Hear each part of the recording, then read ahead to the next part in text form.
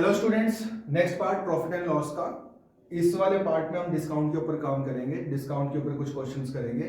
तो आइए पहले समझते हैं कॉन्सेप्ट, उसके बाद हम कुछ क्वेश्चंस देखेंगे। तो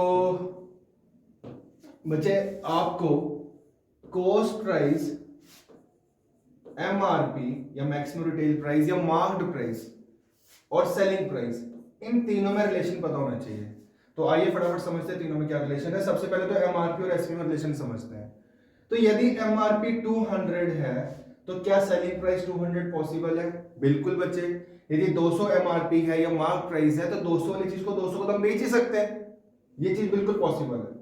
अच्छा, 200 वाली चीज को आप 240 का बेच सकते हैं क्या?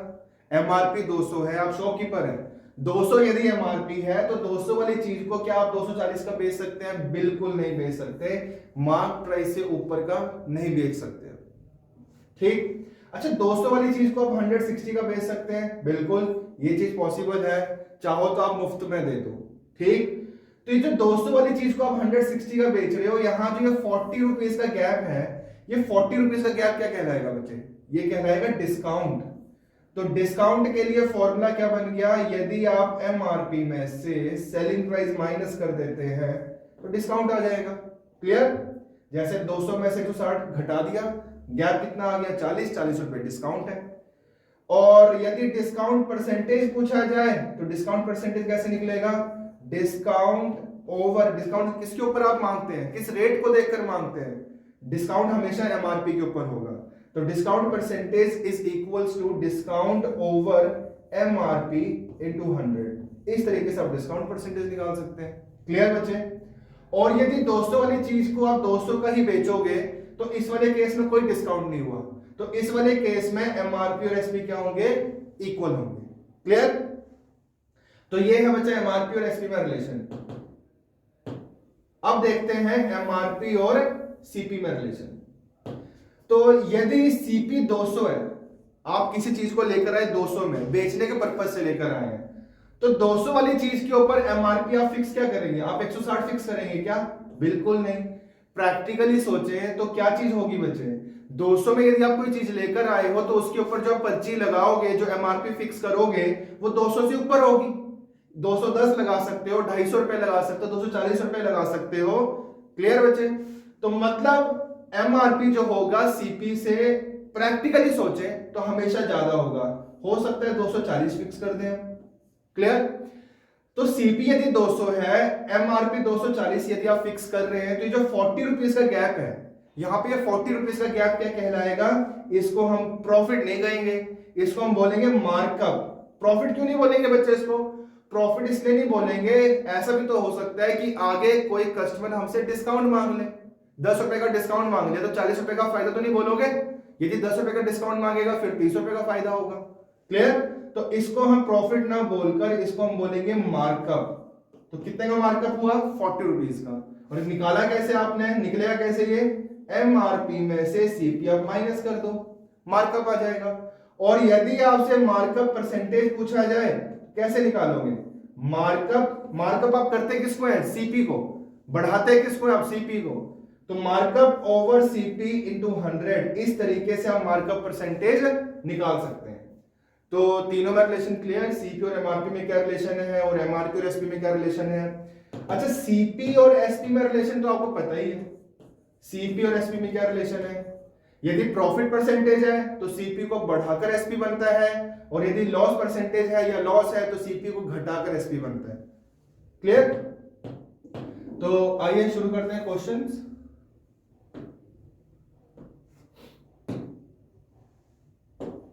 हाँ जी बच्चे, question number 1। A trader marks up his goods by 30%, then he offers a discount of 10%. Find the net profit or loss percentage that he makes. Trader ने बच्चे गुड्स को 30% मार्कअप किया हुआ है, उसके बाद वो डिस्काउंट देता है 10%, तो प्रॉफिट एंड लॉस परसेंटेज बताना है। तो इजी क्वेश्चन है ये। तो मान लेते हैं कि उसने कोई चीज खरीदी 100 की, 30% मार्कअप कर दिया, तो जो एमआरपी बनेगा क्या उसको मैं 130 लिख सकता हूं? यदि मैं 100 रुपए सीपी मान के चल रहा हूं तो बिल्कुल लिख सकते हैं। इसके बाद वो डिस्काउंट भी दे रहा है, अभी मैं बताकर हटाऊं कि डिस्काउंट किस रेट के ऊपर होता है या किस रेट को देकर आप मांगते हो, एमआरपी के ऊपर। तो एमआरपी के ऊपर 10% डिस्काउंट हो गया, तो 130 के ऊपर 10% डिस्काउंट, तो 13 का डिस्काउंट हो गया। तो 13 का डिस्काउंट देने के बाद आप कितने का बेचोगे, 117 का बेचोगे। क्लियर? तो चीज खरीदी है ट्रेडर ने 100 की, बेच रहा है वो 117 की, 117 की, तो प्रॉफिट तो उसको हुआ बच्चे, कितना प्रॉफिट हुआ, 17%। तो सी आंसर। क्लियर? तो तीनों में रिलेशन भी समझ आया होगा आपको यहां पे इस वाले क्वेश्चन से। सीपी को बढ़ाकर एमआरपी बना और एमआरपी को डिस्काउंट से घटाकर एसपी बना। क्लियर? चलो नेक्स्ट क्वेश्चन बचे, question number 2। In spite of giving a discount of 9.09%, जो कि 1/11 होता है फ्रैक्शन में, a trader made a profit of 11.11%, जो कि फ्रैक्शन में होता है 1/9। By what percent did he mark up his goods? अब यहां पे मार्क अप परसेंटेज बताना है बच्चे, फॉर्मूला लिखवाया मैंने आपको। डिस्काउंट 1/11 है, किसके ऊपर डिस्काउंट होता है, एमआरपी के ऊपर। एमआरपी को डिस्काउंट से घटाकर सेलिंग प्राइस बनता है। तो यदि मैं एमआरपी को एमआरपी ही रखता हूं और इसको डिस्काउंट से घटाता हूं, डिस्काउंट है कितना बच्चे, 1/11। 1/11 से कैसे घटाएंगे, परसेंटेज में मैंने आपको सिखाया हुआ है, 1 माइनस 1/11, तो आप 10/11 से मल्टीप्लाई करेंगे, तो ये क्या बन गया, सेलिंग प्राइस बन गया। क्लियर? अच्छा, प्रॉफिट कितना हो रहा है, 1/9 का प्रॉफिट हो रहा है। तो यदि मैं सीपी को सीपी ही रखता हूं और 1/9 का प्रॉफिट हो रहा है, तो प्रॉफिट मतलब आप सीपी को बढ़ाकर बेच रहे हैं, और कितना बढ़ा रहे हैं, 1/9। तो 1/9 आप कैसे बढ़ाएंगे, 1 प्लस 1/9, तो किससे मल्टीप्लाई करेंगे, 10/9 से। तो सीपी को प्रॉफिट से बढ़ाकर बेचा। क्लियर बच्चे? तो ये क्या बन गया, ये भी एसपी बन गया, ये भी एसपी, ये भी एसपी, तो दोनों एसपी को तो इक्वेट कर सकते हैं ना। तो यहां से देखो 10 से 10 कट जाएगा, एमआरपी और सीपी में क्या रिलेशन बन जाएगा, 11/9। अब मार्कअप परसेंटेज का फॉर्मूला क्या लिखवाया था मैंने, markup percentage is equals to markup over CP into 100। Markup कितने से हुआ बच्चे, यदि हम मान के चलो कि 9 यूनिट सीपी और 11 यूनिट जो है 11 यूनिट्स एमआरपी है, तो 2 यूनिट्स का मार्कअप हुआ, लिख लिया। नीचे सीपी आप रखेंगे क्योंकि सीपी को मार्कअप करते हैं, इनटू 100, तो इसका आंसर क्या बनेगा, 22.22%। क्लियर? ये question number 2। Question number 3, what should be the markup percentage if a trader wishes to make a profit of 10% in spite of a discount of 10%? Again same type का question है, markup percentage निकालना है, profit percentage दिया हुआ है 10%, तो CP को profit percentage से बढ़ाया, एसपी बन गया, और एमआरपी को डिस्काउंट परसेंटेज से घटाया, सेलिंग प्राइस बन गया। ये भी एसपी है और ये भी एसपी है, दोनों एसपी को आप इक्वेट कर सकते हो, 100 से 100 कट जाएगा, 0 से 0 कट जाएगा। यहां पे आप सीपी और एमआरपी में रिलेशन बता सकते हैं, रेशियो बता सकते हैं, क्या बनेगा, 9/11।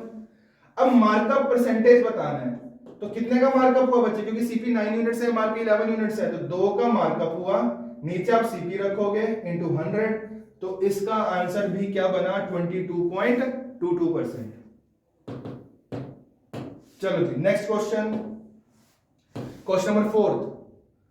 A person wants to sell his goods at 20% profit after allowing a discount of 16.2/3% on mark price. How much percent above the cost price should he mark up his goods? तो again markup percentage पूछा होगा बच्चे, 2-3 question कर चुके हैं, तो ये question आपके लिए आसान है। तो पहले बोल रहा है 20% प्रॉफिट, तो सीपी को 20% बढ़ाकर हम बेचेंगे, ये क्या बनेगा, सेलिंग प्राइस, और एमआरपी के ऊपर डिस्काउंट है 16.2/3%। 16.2/3% कितना होता है फ्रैक्शन में, 1/6, तो 1/6 से एमआरपी को घटाएंगे, डिस्काउंट से घटाएंगे, कैसे घटाएंगे, 1 माइनस 1/6 करेंगे, तो 5/6 बनेगा। तो ये भी एसपी बन गया, ये भी एसपी बन गया, दोनों एसपी को आप इक्वेट कर सकते हो, ये क्या बनेगा, 6/5। अब देखते हैं क्या बनेगा relation, CP over MRP is equals to 25/36। Markup percentage बताना है, 11 का मार्कअप है, नीचे सीपी आ जाएगा इंटू 100, ये बन जाएगा 44%, 44%। D is the answer. ठीक है बच्चे, क्वेश्चन नंबर 4 हो गया। Next question, question number 5. Rita bought a television set with 20% discount on the labeled price. She made a profit of 800 by selling it for rupees 16,800. The labeled price of the set was. तो रीता पहले कोई television set लेने गई, मान लेते हैं उसके ऊपर एमआरपी जो फिक्स था वो था 100, 20% डिस्काउंट पे लेकर आई बच्चे, तो कितने का लेकर आई? 80% का लेकर आई, और उसने बेचा कितने का? 16,800 का उसने बेचा, तो उसको 800 रुपए का फायदा होता है, तो उसने खरीदा कितने का होगा? 16,000 का। तो आप कंपेयर कर सकते हो, बोल सकते हो 80% हमें दिया हुआ है 16,000, यहां से 1% आ जाएगा 2,000, 1% 2,000 आ गया, ठीक है बच्चे, सॉरी बच्चे 200 आ गया, 100% कितना बन जाएगा? 20,000। तो जो टेलीविजन सेट वो खरीदने गई है उसका जो एमआरपी होगा वो कितना होगा? 20,000, क्योंकि यहां से 1% आ जाएगा 200, 100% कितना आ जाएगा? 20,000। क्लियर? ये था question number 5. Question number 6. There are 50 successive discounts given in a series of 2%, 4%, 6%, 8% and so on. What is the net discount? या आप बोल सकते हो इक्विवेलेंट डिस्काउंट, ये बताना है। कोई दिक्कत नहीं बच्चे, बहुत आसान क्वेश्चन है। बेसिक्स नहीं हिलने चाहिए, बेसिक्स हमारे वही परसेंटेज वाले ही हैं कि कैसे चीजों को इंक्रीज करना है, कैसे चीजों को डिक्रीज करना है। तो यहां पे बच्चा एमआरपी नहीं दिया हुआ, तो एमआरपी हम लेट करके चलते हैं 100 है। अच्छा, पहला डिस्काउंट दिया हुआ 2%, इस सीरीज में डिस्काउंट दे रहे हैं, सक्सेसिव डिस्काउंट दे रहे हैं। पहला डिस्काउंट है 2%, अगला है 4%, फिर है 6%, फिर है 8% एंड सो ऑन। ऐसे कितने इस सीरीज में कितनी टर्म्स हैं या कितने डिस्काउंट्स हैं? लिखा हुआ है 50 डिस्काउंट्स हैं, 50 सक्सेसिव डिस्काउंट्स हैं। तो अगर आपसे यह पूछा जाए कि चौथा डिस्काउंट बताओ, तो 2 into 4 करके निकाल सकते हैं, क्योंकि दो का गैप है। यदि आपसे पूछा जाए 5वां डिस्काउंट बताओ, तो 2 into 5 करके निकाल सकते हैं। यदि 10वां पूछा जाए तो 2 into 10 करके निकाल सकते हैं। यदि 50th डिस्काउंट पूछा जाए, मतलब इस सीरीज की लास्ट टर्म या लास्ट डिस्काउंट, यदि 50th डिस्काउंट पूछा जाए तो 2 into 50 करके निकाल सकते हैं, जो कि कितना बन जाएगा? 100%। और यदि 49th डिस्काउंट निकालना हो तो कितना होगा? 98%। तो सीरीज तो बच्चे ये बनी, इस सीरीज में डिस्काउंट्स दिए जा रहे हैं। तो ठीक है, एमआरपी 100 है, पहले 100 के ऊपर 2% डिस्काउंट, 2% डिस्काउंट का मतलब 2% घटाकर बेच रहे हैं। किस तरीके से घटाएंगे? 98/100 से। अब क्योंकि सक्सेसिव डिस्काउंट्स है तो 4% डिस्काउंट है अगला, अब इसको घटाएंगे हम 4% इस तरीके से, अब घटाएंगे 6% इस तरीके से। तो इस तरीके से हम मल्टीप्लाई करते जाएंगे, लास्ट वाला जो डिस्काउंट है वो है 100%। कैसे घटाएंगे? 0/100 से मल्टीप्लाई करेंगे। 0/100 कितना होता है? 0 से इन सभी टर्म्स को मैं मल्टीप्लाई करूंगा तो क्या बनेगा? 0। तो सेलिंग प्राइस कितना बन गया? 0। और एमआरपी कितना था बच्चे? 100 लेट करके चल रहे थे हम। डिस्काउंट परसेंटेज बताना है, क्या फॉर्मूला बताया था मैंने? Discount over MRP into 100। MRP 100 था, 0 का बेच रहे हैं, मतलब फ्री का दे रहे हैं, मुफ्त का दे रहे हैं, तो 100 डिस्काउंट हो गया 100 के ऊपर इंटू 100। तो क्या आप ये नहीं कह सकते 100% डिस्काउंट है कुल मिला के? क्लियर? देख रहे हो बच्चे आप, इस क्वेश्चन में कोई शॉर्टकट नहीं लगने वाला था, लेकिन अगर आपके बेसिक्स स्ट्रॉन्ग है तो आप क्वेश्चन आपके लिए आसान है। तो ये था 6th question. Question number 7. The cost of an article is rupees 800. After allowing a discount of 10%, a gain of 12.5% was made. Then the mark price of the article is. तो बच्चे अगर CP 800 है तो CP के ऊपर हमें profit हो रहा है 12.5%। इसका फ्रैक्शन कितना होता है? 1/8। 1/8 प्रॉफिट में बेच रहे हैं, मतलब 1/8 से बढ़ाना है तो CP को 9/8 से मल्टीप्लाई करेंगे, तो ये क्या बन जाएगा? Selling price. अच्छा, एमआरपी नहीं पता तो एमआरपी को एमआरपी रखते हैं। एमआरपी के ऊपर डिस्काउंट दिया जा रहा है 10%, डिस्काउंट मतलब 10% घटाकर बेचना, तो एमआरपी को 90/100 से मल्टीप्लाई करेंगे तो क्या बनेगा? ये भी एसपी बनेगा। दोनों एसपीज को इक्वेट कर दो, ये कितना बन जाएगा बच्चे? ये बन गया 900 is equals to MRP into 90/100, इससे कट जाएगा 900, 100 इंटू 10, 1000। तो MRP कितना आ गया? 1000। क्लियर? ये है question number 7। Question number 8, a dealer marked the price of an item 20% above the cost price. He allowed two successive discounts of 20% and 25% to a customer. As a result, he incurred a loss of rupees 1400. At what price did he sell the item to the customer? Selling price निकालना है मुझे, कोई दिक्कत नहीं है। देखो इसको इस तरीके से चलाते हैं क्वेश्चन को। सीपी अगर मैं 100 मानता हूं या 100% मानता हूं तो 20% अबव उसने एमआरपी फिक्स किया हुआ है, तो मैं एमआरपी को कितना लिख सकता हूं? 120। अच्छा, 120 के बाद इसके ऊपर दो सक्सेसिव डिस्काउंट्स हैं, 20% और 25% सक्सेसिव डिस्काउंट्स हैं। तो पहले 120 का 20% निकालो, 24 का डिस्काउंट हो गया तो सेलिंग प्राइस कितना बनना चाहिए? 96%। लेकिन एक और डिस्काउंट है इसके ऊपर 25%, तो 96 का 25% कितना हो गया? 24। तो 24 का और डिस्काउंट हो गया तो जो नेट सेलिंग प्राइस बनेगा वो कितना बनेगा? 72% बनेगा। ये भी क्लियर? खरीदा था 100 का, बेच रहा है 72%, तो कुल कितना लॉस हो गया परसेंटेज की टर्म्स में? आप बोल सकते हो लॉस जो है 28% है, और क्वेश्चन में दिया भी हुआ है बच्चे लॉस कितना है? 1400। तो आप कंपेयर कर सकते हो, बोल सकते हो 28% किसके बराबर? 1400 के बराबर। तो यहां से 1% का वैल्यू आ जाएगा, कितना आ जाएगा? 500। और पूछा क्या हुआ है? सेलिंग प्राइस पूछा हुआ है जो कि 72% है। 8% 500, तो 72% किसके बराबर? मल्टीप्लाई कर दो 3600। ऑप्शन में है? हाँ जी है, ऑप्शन ए आंसर।